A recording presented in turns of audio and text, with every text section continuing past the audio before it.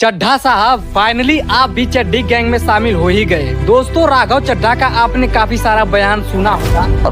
मेरा ये मानना है कि बीजेपी एक गुंडों की पार्टी है, अनपढ़ गुंडों की पार्टी है, वो सिर्फ गुंडागर्दी करते हैं। एक और इनका बयान है दोस्त, आज तक वो रकम नहीं बनी।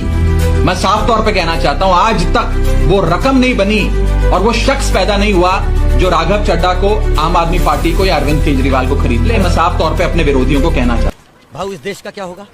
देश का क्या होगा?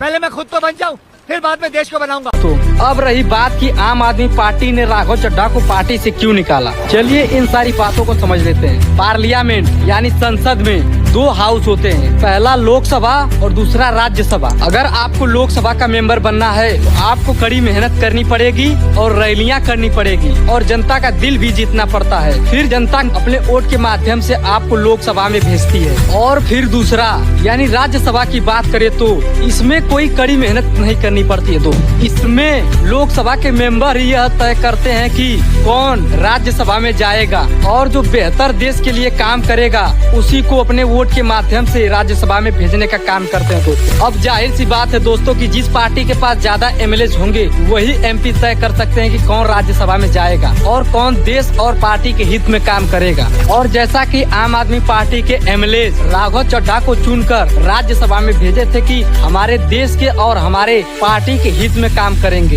इतना समझ गए? अब सुनो, राघव चड्ढा मेंबर ऑफ लोकसभा नहीं है, मेंबर ऑफ राज्यसभा है, जो कि कोई रैली नहीं करते हैं, ना ही कोई ज्यादा कड़ी मेहनत करते हैं, सिर्फ एमएलए के दम पर इतने बड़े पद पर बैठे थे। और आम आदमी पार्टी ने यही सोचकर राघव चड्ढा को राज्यसभा में भेजा था कि ये हमारे पार्टी को और हमारे राज्य को रिप्रेजेंट करेगा, यानी कि प्रतिनिधित्व करेगा। और जैसा कि लोकसभा की तुलना में राज्यसभा के एमपी को कम समय मिलता है पार्लियामेंट में बोलने के लिए, राघव चड्ढा ने अब ऐसा नहीं है कि बिल्कुल ही नहीं किया है। उन्होंने जितना भी काम किया है अच्छा किया है, लेकिन उनके पद के हिसाब से वह काम बहुत छोटा है दोस्त। थोड़ा सा समय मिलता है जिनमें वो छोटी छोटी मुद्दों पर बात रखते हैं और अपना समय गवा देते हैं दोस्त। जैसा कि एयरपोर्ट पर चीजें सस्ता कराना और रिचार्ज के मामले में बात रखना, डाटा और इनकमिंग को लेकर आवाज उठाना। पर राघव चड्ढा सर, आपको इन छोटी छोटी चीजों के लिए राज्यसभा में आम आदमी पार्टी के लोग नहीं भेजे हैं, देश को रिप्रेजेंट करने के लिए भेजे हैं, अपने पार्टी को रिप्रेजेंट करने के लिए भेजे हैं। आपको राज्यसभा में देश की कानून व्यवस्था